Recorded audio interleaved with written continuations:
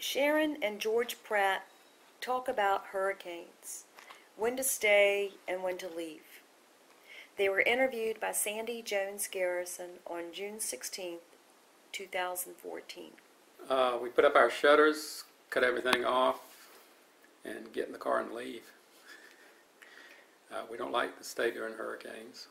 At least if it's a mandatory evacuation. Otherwise, we evaluate and usually stay, but we've always left when there was a mandatory evacuation. If it's calling for a Category 1 or 2, do you kind of wait and see, or you just decided to go ahead? We generally go. You don't want to get caught stranded without services? Don't want to die. That's a good reason. The other thing, it's not that we're actually cowards, but we used to live on the beach, and we were there during Hurricane Isabel. We didn't stay, we left. It was coming in as about a Category 3 or a Category 4, and all of our neighbors were planning to leave because we lived on a beach facing the south.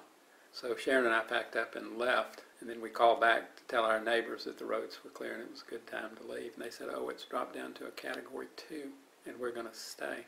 And that's when the next day the dunes got washed out, and they all had 4.5 to 5 feet of water rolling under their houses. A couple of neighbors actually panicked when that began and wanted to leave at that time, but of course they couldn't. Their spouses had to restrain them from going out of the house. There was one couple that literally had to leave the island. She couldn't sleep at night ever again after having witnessed the water coming over the dunes. The way she described it, it's not as though the waves came and broke away the dunes piecemeal and then water began to trickle. She said that she was looking out off her deck. The water all of a sudden rose over the top and started flowing from the ocean to the sound.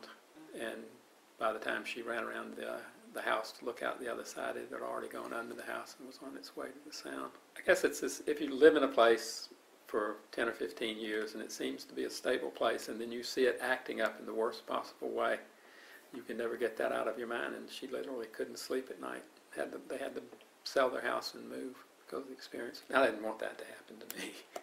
We'll evaluate where it's coming, and we go up and take Highway 64 to 95 and then go north or south depending on what's happening. We usually stay in a motel and wait to hear. If it's clear and we can get back, that's good. If it's not, we'll go visit relatives or other things. It's always worked out.